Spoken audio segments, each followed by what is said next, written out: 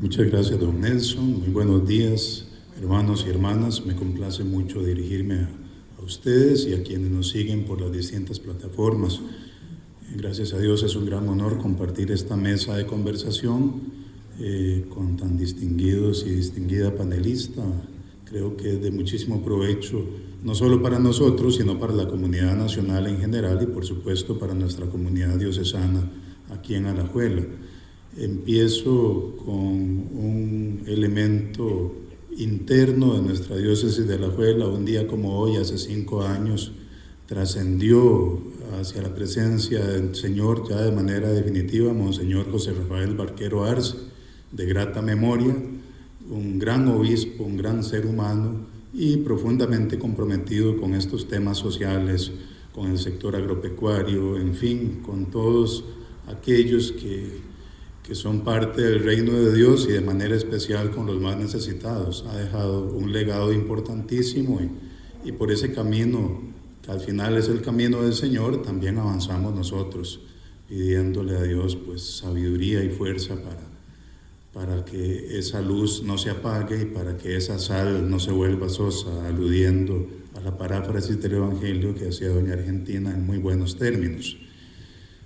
¿Por qué la Iglesia, hablando de temas políticos, me cuestionaban ayer en ambientes universitarios, a propósito de la actividad de hoy, casi que con un cierto talante de censura, una censura previa, o sea, en la Iglesia que no se meta en política, que no hable de política?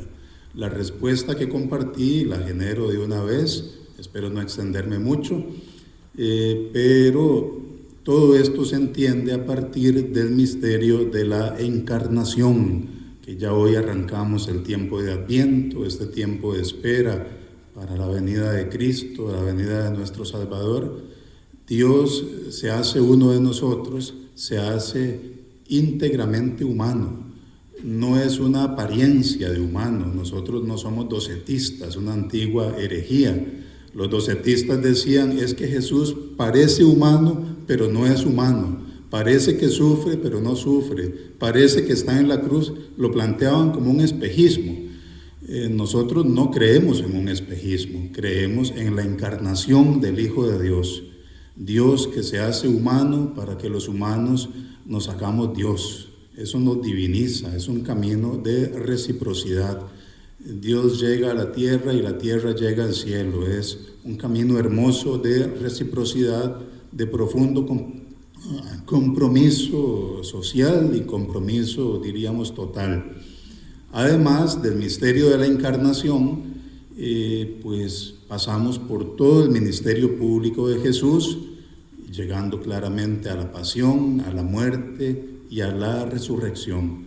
Encontrarnos con ese Cristo histórico, ese Cristo vivo que sufre, que padece, que está para todos y de manera especial para los que más sufren, para los marginados, y aquí vale la pena hacer un apéndice, no solo para los marginados, también para los excluidos, porque apegándonos al lenguaje, el marginado por lo menos está a la orilla, pero ya Costa Rica tiene excluidos desde hace mucho tiempo, desde hace mucho, no es un asunto de hoy, y el mundo ni qué decir. Entonces la Iglesia se involucra como un ente histórico que parte de un Cristo, de un Jesús histórico, en un tema también histórico, en la política, diríamos, con mayúscula.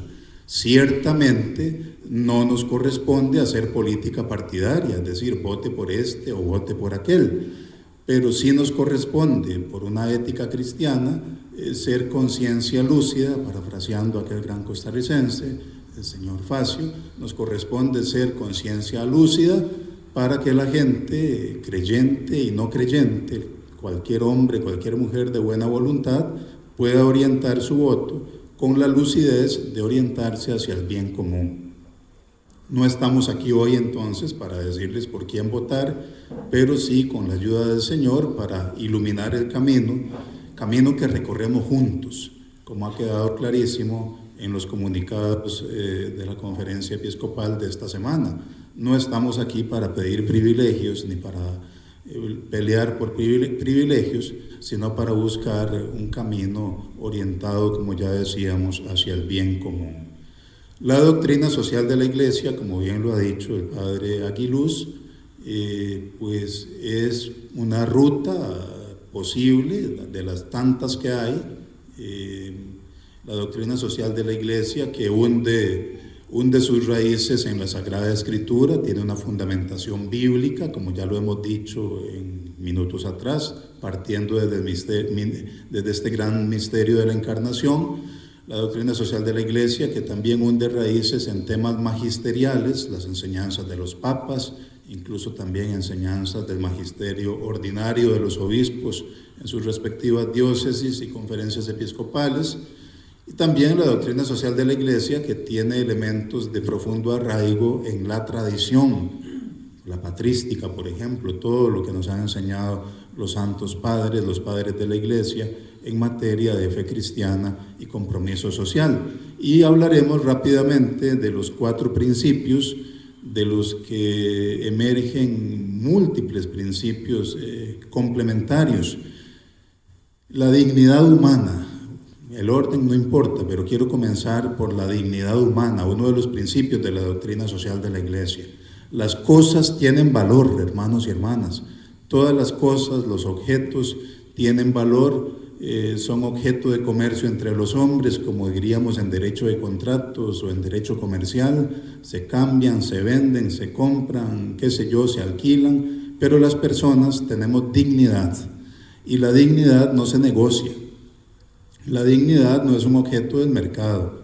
La dignidad humana tiene que estar allí siempre en lo más alto, porque es un don que Dios le ha dado a todo ser humano, no solo al creyente.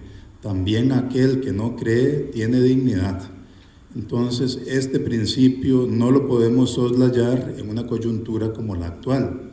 El principio del bien común, el bien común tal como lo plantea y lo entiende la Iglesia, que va más allá del individualismo, que ciertamente parte de una responsabilidad personal, porque no nos inhibe ni nos disculpa de la responsabilidad personal, pero nos impulsa, nos dinamiza hacia ese bien común. Podría decirme a alguien con justa razón, es una utopía, a lo mejor tiene grandes elementos utópicos, pero si renunciamos al bien común, como sociedad, como individuos y como especie, estaríamos experimentando una involución, una tremenda involución. Antes de la existencia de la Caja Costarricense de Seguro Social, la esperanza de vida de un costarricense promedio no llegaba ni a los 50 años. O sea que yo ya estaría in articulo mortis en este momento. Sí. Y muchos de aquí ya serían una memoria, ¿verdad? Entonces, se entiende lo que les digo cuando les planteo que el bien común, aunque tuviese elementos de utopía, renunciar a esta utopía es renunciar a la dignidad humana y es renunciar a principios sagrados de la vida de todo ser humano. El principio de subsidiariedad que nos apunta, como también ya lo planteaba el padre Aguiluz, a, ¿por qué no?, partir de la familia, de esos pequeños grupos, de los gobiernos locales, de las organizaciones comunales. No todo tiene que ser resuelto desde arriba, hay que distribuir responsabilidades y organizarnos desde las pequeñas organizaciones, partiendo de la familia como ese núcleo central de la sociedad, como ese elemento por excelencia, esa célula fundamental que le da vida a la sociedad, y por supuesto el principio de solidaridad. Sin solidaridad no mereceríamos llamarnos civilizados. Y sin alguno de estos otros principios que hemos mencionado, recapitulando ya para ir haciendo el cierre: dignidad humana, bien común, subsidiariedad y solidaridad. En medio de todo esto, ya a las puertas de un proceso electoral, entonces tenemos que ser muy cuidadosos, lo digo desde el horizonte de la doctrina social de la Iglesia, muy cuidadosos con las narrativas. El mundo se maneja por narrativas, miente, que algo queda. Ya desde tiempos de Voltaire se hablaba de esto, Y hoy, en un mundo de redes, en un mundo interconectado, esta cuestión ha adquirido mucho peso.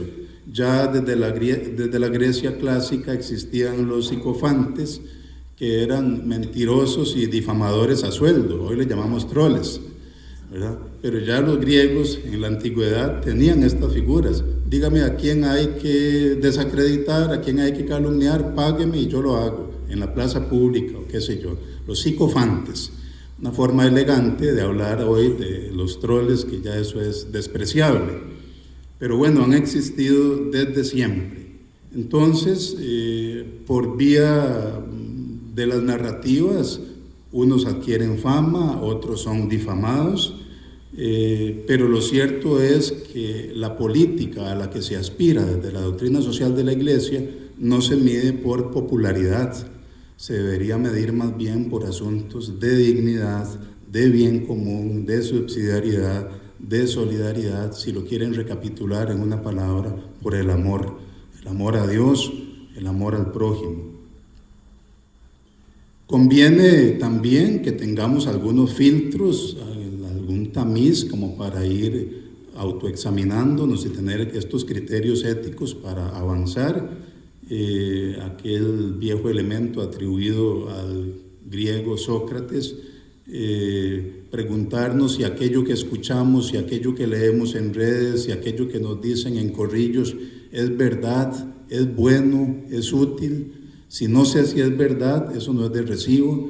Si ni siquiera sé si es bueno o si aporta, sé que es malo, tampoco es de recibo. Y si no tiene ninguna utilidad, pues qué sentido tendría estar difundiendo ese tipo de información.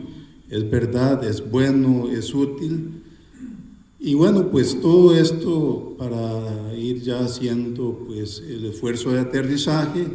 ¿Qué queremos? Una civilización no necesariamente cristiana, no se malinterprete lo que voy a decir. La Iglesia no aspira a un estado de cristiandad, no aspira a privilegios, pero sí aspiramos a una civilización del amor.